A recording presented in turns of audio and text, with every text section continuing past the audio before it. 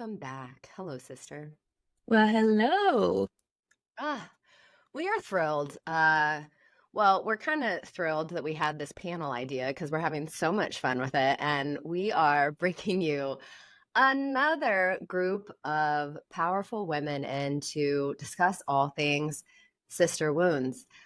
Because if you've been tuning in, we're doing another one of these series we love so much. This is a 6-part series, so you're going to grab out of these two lovely women I'm about to introduce you to another couple parts inside of this series. So, without me going on much more, let me introduce you to these women that we have on here today to help us unpack all that is sister wounds. So, hello, Kendra. First, we have Kendra Woods. Hello, sister. Hello. Good morning. So excited to have you here and get to meet you in person. I feel like I've been following you on Instagram a little, and so I'm glad to get to meet you. And Kendra is the founder of Soulful Success by Design, an international transformational and human design coach. I love the human design part.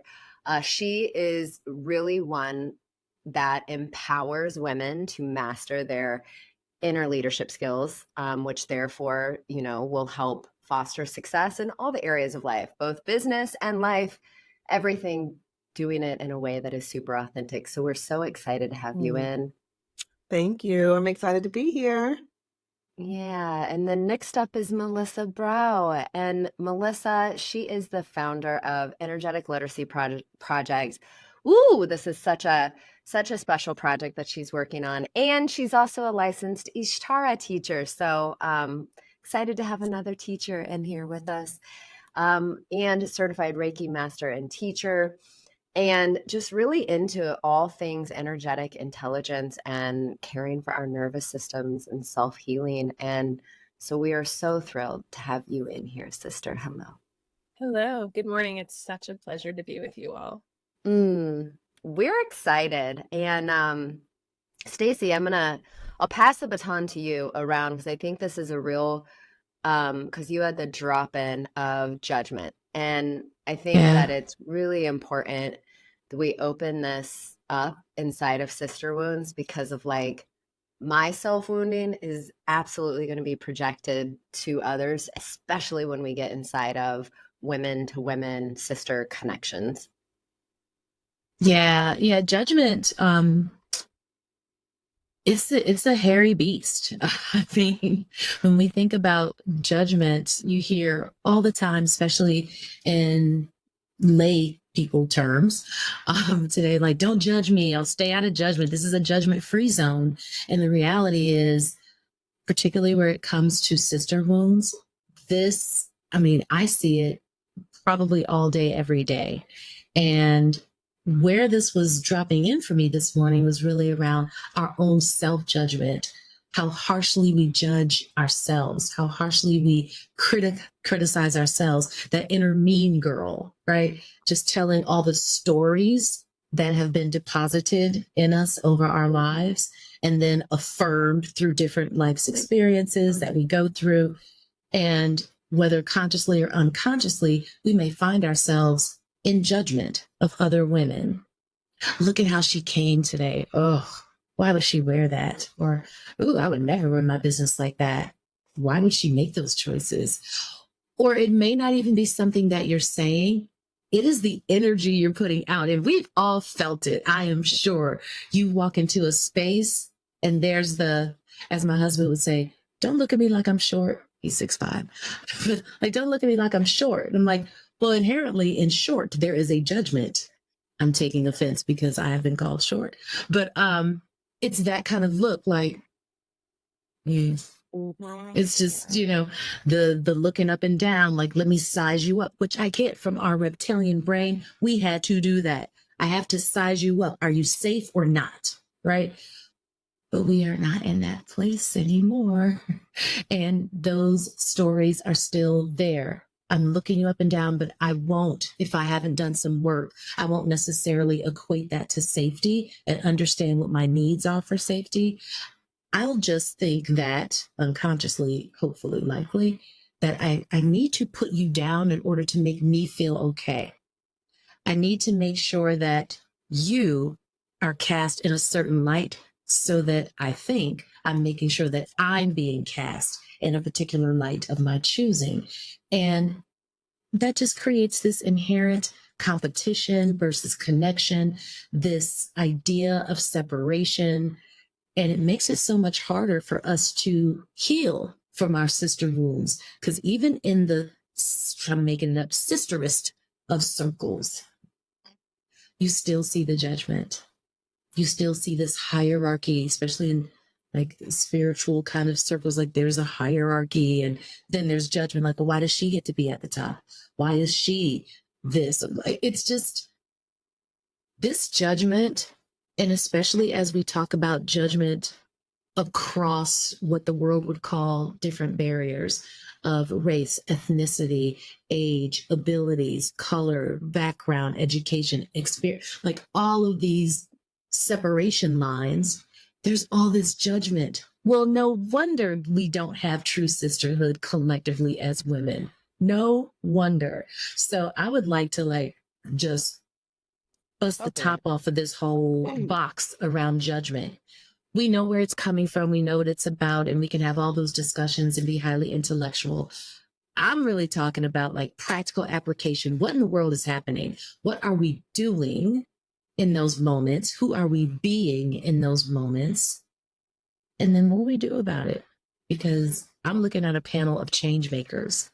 So what do we get to change in this world? That's my soliloquy. Such a good, amazing set of questions, Stacè. Thank you for launching us into it in this way. That really pinged me because I feel like, so you took us all the way back thinking in terms of evolution, right? The evolution of our human brains. And I think your point about what I would call discernment in that context, like discernment of safety, right? I think if we look now in the current context that we're living in and have been for decades, if not centuries at this point, the context of like Western capitalist patriarchal culture. Sorry to throw all those words out, but I think they need to be spoken in relationship to sister wounds because that is where such a cultural context that fuels judgment, self-judgment first, right? Because we are trained to not feel that we're enough as women, that we're constantly in need of improvement, constantly in need of something outside of ourselves to make ourselves enough to feel valued. And so when that's the context, of course, there's this deep internalization that most, if not all women living in the Western world, or at least in the United States, feel to some degree because we're constantly bombarded with those kinds of messages. And so if we're constantly bombarded with messages of we're not enough, then of course our sense of safety is completely undermined. And then it makes so much sense, right? That we would externalize that, judge other people in order, as you said, to make ourselves feel better. And so there's so many like cultural and historical layers behind this, I think, behind the context of sister wounds, of course. But then I think your question of like, well, what do we do about it? Is really the key question. And it seems to me you signaled this when you said like if people who have done some work, right, on themselves, to me that's like, okay, well the work is learning how to undo so much of that conditioning, learning the self-love piece. And when you learn the self-love piece and you really internalize that, and it's a practice, it's like a lifelong practice for most of us, then you're able to really see the human across the table from you or the human across the room from you as a sister, as a human, as a soul worthy of love just as much as you are. And there's not this sense of like competition because they're not trying to constantly find some source of feeling okay enough. Right. I love this. What stuck out for me when you were speaking, Stacè, is you said, who are you being? I wrote that down. And because I think that is also at the crux of it, right? Really paying attention to who is it that we are being when we are showing up in spaces. Additionally, it's understanding self. I don't know about you all, but I have found that the more that I understand myself, the more compassion I can have for the woman sitting in front of me, right? Because I know my struggles. I know what that looks like. I know how that feels. And I can look at the woman in front of me and say, she's probably going through something similar. And the idea of the narratives that we are holding, this is something that I talk a lot about, like with human design, is what narratives are you holding on to? What stories are you holding on to that are informing the way that you show up in the world and with other women? And I'm going to throw this out there real quick because this came up when I was getting ready for the show this morning. I was thinking about, I wonder what it looks like or how our relationship with our mother has to do with our relationship with other women. Mhm. And that's just me personally. I know that, for me, my relationship with my mother now is great, but growing up, it wasn't the best. And I know that played into how I showed up in relationships with other women. So it takes us doing the work for sure on ourselves in order to be able to be in relationship with another woman and have that compassion and not be judging her. And Yeah. yeah. I think that that's what I'm feeling as it is, since we did bring in the evolution part, there's so much that has been passed down generationally. And this goes to Mhm. like in that matriarchal lineage that I see a lot of us out there doing right now, and applauding all of you out there that are doing and taking the deep work and the deep steps to heal some of this ancestral pain. um, which that can be a whole other conversation today. We're going to stick on sister wounds, but I think that it is such a key thing to bring in is the who was your role model as you were growing up around women, and to Melissa's point around patriarchy, like where do y'all think that competition came from? Because it's like we as women in the collective would meet in our circles when we have our monthly bleed. We'd be sitting together in community, supporting raising the family, supporting while the men went out and hunted and did that for the family, which then is like competition of you got to go. It's just in the blood running of like, you need to support and be competitive in order to stay alive. And it is definitely, I mean, I see it in myself all the time. I am like very competitive. I can be. And also, I think like I was just really into the athletic lifestyle as a young girl, which then it's more competition. Found myself in sales for almost 20 years, more competition.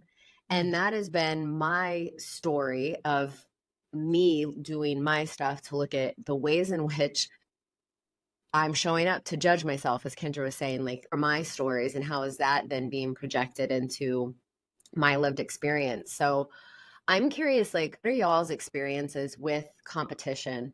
How do we now, as the women that we are, it's just so much funner to do it together. Stacey and I are all the time like, this is so much funner than each of us having our own podcast being like, ooh, but girl, I'm at so I think we're seeing a shift, but curious in y'all's thoughts.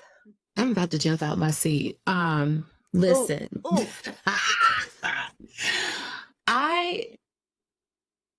Okay, all the caveats, all the preamble. Okay, yes, I love my parents. I love my family. I love my friends. Okay, yeah, we know. Okay, good. That being said, I came to the realization probably later in life. I knew it intellectually, but like from my soul, like that kind of depth of understanding late in life, that I was raised, programmed, conditioned to always find a way to be better than. You have to be better than. You have to be.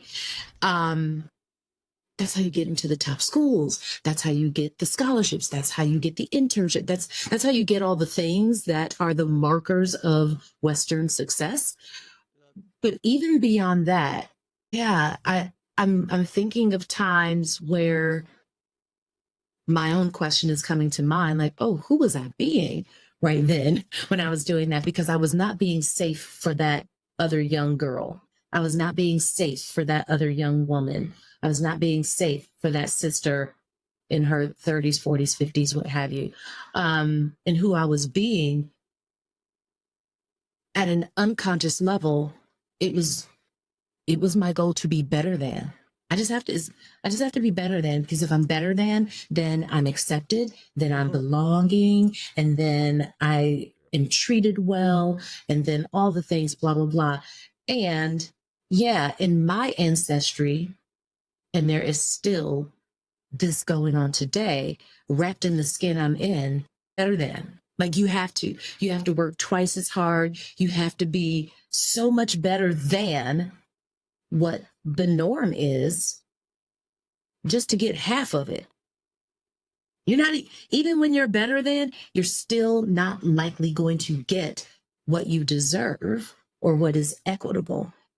You're being better than to stand a chance at even getting considered, at even getting noticed, at even getting that. How much judgment do you think was wrapped up in a young girl's head about all of that? Gotta be better than. Oh, we're all graduating from high school, blah, blah, blah. Well, what school are you going to? Well, inherently, there's the assumption that everybody is going to college. That is not everybody's story. But without thinking about it, as a kid, you're like, what school are you going to? Oh, well, I'm going here or I'm going there. And it's like, oh, we're in a community college. Oh. We came from private Catholic school. How are you going to end up at community college? Like these conversations were actually happening. And I'm not saying you're the only ones. Lots of very positive and affirming conversations were happening too. But we are talking about sister wounds. So yes, I'm shining a light on the wounds, the wounded conversations, that kind of judgment, narratives, and stories. That's the competition that gets deposited and seeded over and over and over again all the time, which is one of the reasons why I hate the word race. I'm just going to put it out there.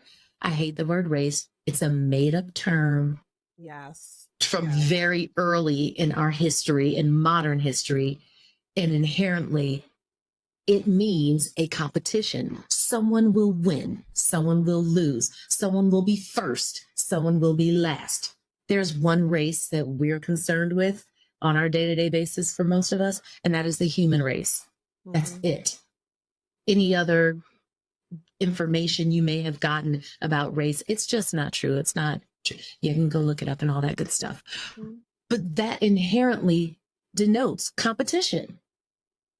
Yes. It just does. And even with women, we're looking at different kinds of women. Like we create our own caste system of womanhood. She's too womany. She's not woman enough. She's too feminine. She's not feminine enough. It's like, it's competition. Nobody's going to win the woman like competition. There isn't one. You don't win in this competition because it's not a competition. So yeah, that's what was just like screaming at me like, well, dang, all the times when I was being unsafe for someone else born in a body like mine. Oh, that's who I was being. I was being the person who's living those stories and programming and conditioning of you need to be better than without even knowing it. I didn't even realize that's what I was doing. Not even at all until I got older. It's like, oh, like it hurt my heart. Ugh. Yeah. I mean, Kendra, go ahead. I'm sitting here. You can see, I'm like, wow, this is really deep because it goes so deep. It's systematic, right? It is deeply embedded in the world that we live in today. And I'm sitting here. I remember, Jill, you mentioned how, as women, we used to all come together, right? We would, sit and commune and things of that nature. And I'm thinking in my mind, well, when did this all change?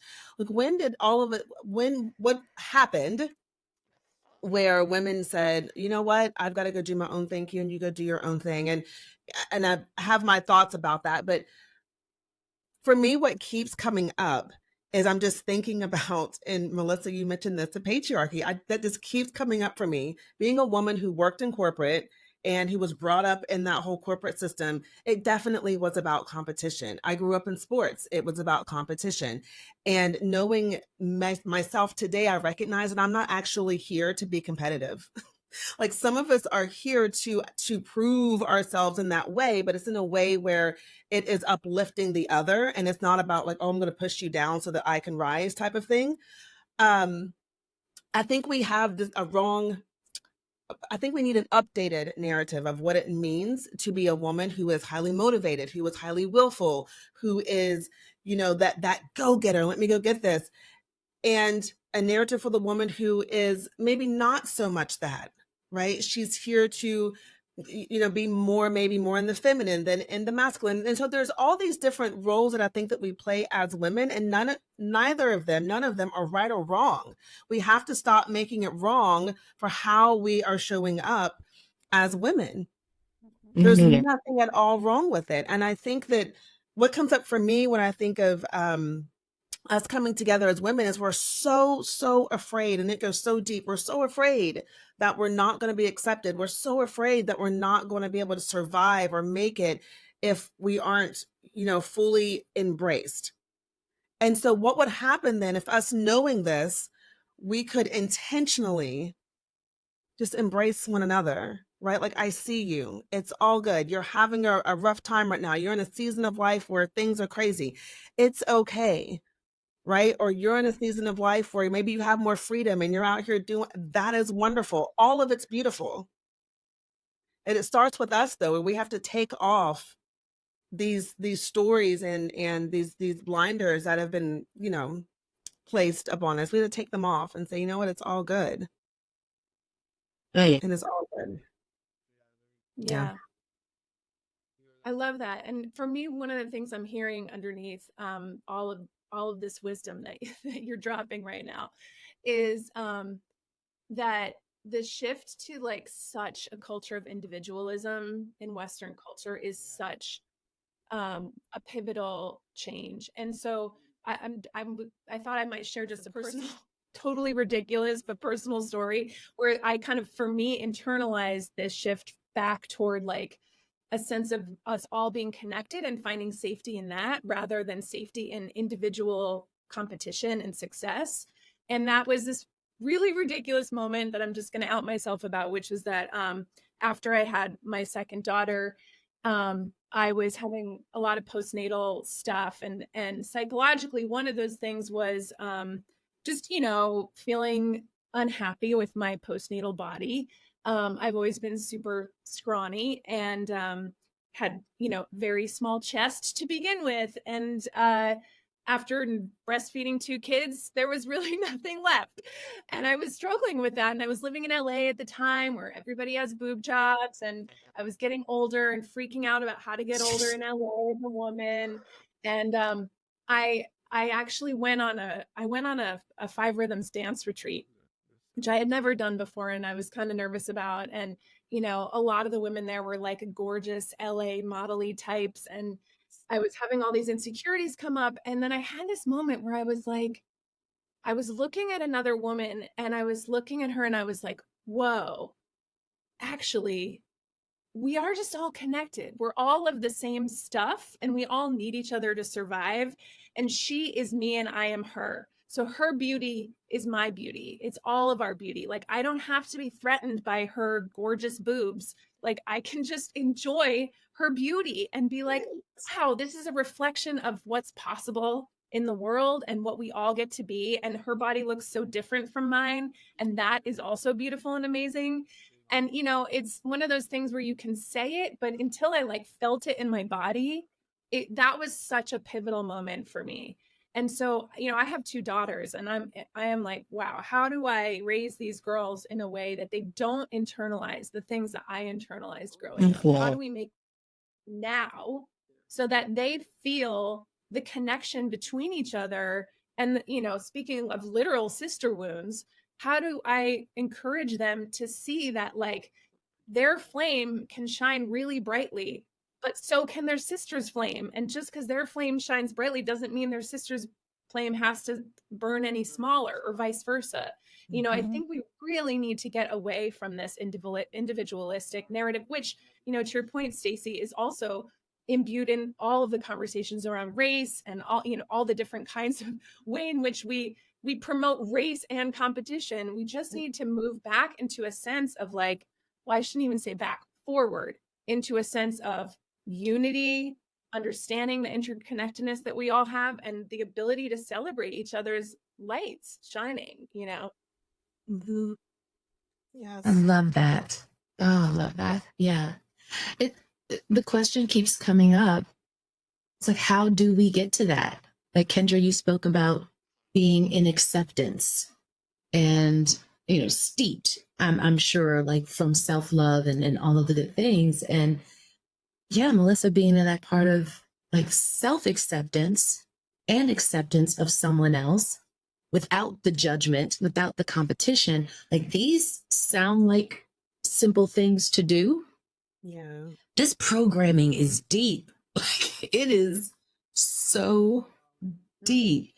Patriarchy has done a fantastic job with planting deep, deep roots of all of these things.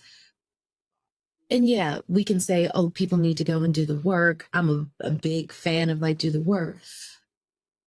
Sometimes for me, when I say that, I almost kind of feel like kind of a little throw up in my mouth moment, because I'm going, yeah, but you're speaking to the choir, Stacey. You're talking with people who are aware that the work needs to be done and what the work is, and they're in coaching or mentorship around these things. They're in programs, like they're doing this. I'm thinking about maybe some of the people we may run into every single day Yes. who are living squarely in this 3D world. They're not going to know, oh, go get the work. Or if they heard of it, there's the judgment. Like, what are you doing? Get out there and make a living. All that, like, stop. Like, just, you know, just be a good person, but only be a good person with the people who are like you, who you deem as acceptable. That kind of messaging is strong and it's real. So I really struggle with this. Like, how do we get the masses? I mean, I have my own thoughts, but I'm just curious for everyone. How do we get the masses to do the work, to actually see the work as something that doesn't get to be judged? Like, how do we? And this may be a very, like, it'll take our lifetime kind of thing. But there's so many people who are in our audience who I know have that question. Like, this is all well and good when we're talking to people who have awakened and, you know, all of that. But when we're not, when we're in interactions with those who are not yet awakened to the beauty of connection, and they're stuck in the wombs, how will they know to do the work? Well, I'm not saying I have the answer. I have my own thoughts, but I'm just curious for everyone. We're going to roll that into another podcast. Because it's that deep. Ooh. I was just thinking that I'm thinking about what Stacey said, and I'll say this really quickly. And I know we've heard this before, and it may sound cliche, but it's true. It starts with us. I'm thinking about if I am in interaction with a woman who is not in the coaching industry, who's not every day inundated with this kind of, you know, idea of doing the work. It's who I'm being. If she's going through something and she is feeling shameful, and I need to be open and let her know, hey, listen, you're going through something. It is safe for you to, you know, to share it with me. I know that you think I may like, we need to just open it up and have that conversation and help women that we are coming in contact with daily to feel safe. How can we, as women who understand the work and do the work, create safe spaces? And we want to do it big, and yes, we want the masses to get it, but I think like it's a ripple effect, right? The more that we can do it close to our home, right? Maybe it's with your, you know, I'm thinking of my mom right now, right? Like her and I have had many conversations where now I can say, you know what, Mom, let's think about this for a second. You know, do you mind if we talk about this? Do you mind if we, you know, dig into this a bit? You said X, Y, and Z, and here's what I'm thinking, or here's how that made me feel. What are you thinking? How does that make you feel? And it's opening up that dialogue. We're not arguing. We're not trying to prove who's right or wrong. It's just a matter of let's have a conversation. And that has been pivotal I'll say my relationship with my mom, for example, is no, we're having a conversation. We don't need to argue and back and forth and fight to see who's going to talk next or whatever. I'm going to hear you. You're going to hear me. And we have the ability to come to a conclusion. We have the ability to resolve this. Mm. Mhm. Yeah. Oof. The piece that was coming in before we bring this beautiful episode to a close, for me, that wants to be spoken is, I feel it is exactly what you said, Kendra. It's us. It's up to the individual. It's up to us to do, in the moment. I think it comes with outing ourselves and being really vulnerable. And I say this from, there are so many times when Stacè and I show up to do a recording, and I might have not had, right, the best morning, the best day, and I might be feeling a hot mess. And I'm like, very openly, wow, Stacè, like, you are looking gorgeous. And I am not feeling that, but I'm going to pull in your light to support me to get through this. And that is what we have these conversations time and time again. Like, I mean, we were at a retreat and here comes Stacè out, gorgeous in her light fit. And I'm immediately judging. I'm like, I should have packed something else. Y'all gonna show up like this. But I'm speaking on it, which I think allows the open space to then just quicker heal the wounds of myself in that. And the other piece is, y'all out there that are really intuitive and you are listening to that divine guidance inside of you, listen when you're in front of other women. Because this has been a gift that I have found of, like, I will get a hit and be like, oh my gosh, your hair is gorgeous. And they may say something like, oh, I stopped dyeing it. You know, I'm going all natural. Thank you so much. Follow the intuitive hits to lift up the women that are in front of you. Oh, girl, that necklace. Bring it. Oh my God, I was so nervous to wear it. These are the responses that I get when I follow these pings in front of other women. And so that was another thing where I was like feeling called to share with you all. Okay, we're gonna wrap this one. We could keep rolling for another long while. But thank you all for being here with us. And you can catch us. We will be back next week with Kendra and Melissa. We're going to continue this conversation on around all things sister wounds. Thanks for tuning in. We will see you next week. Same time, same place, every Wednesday at 11 a.m. Until next time. Love you.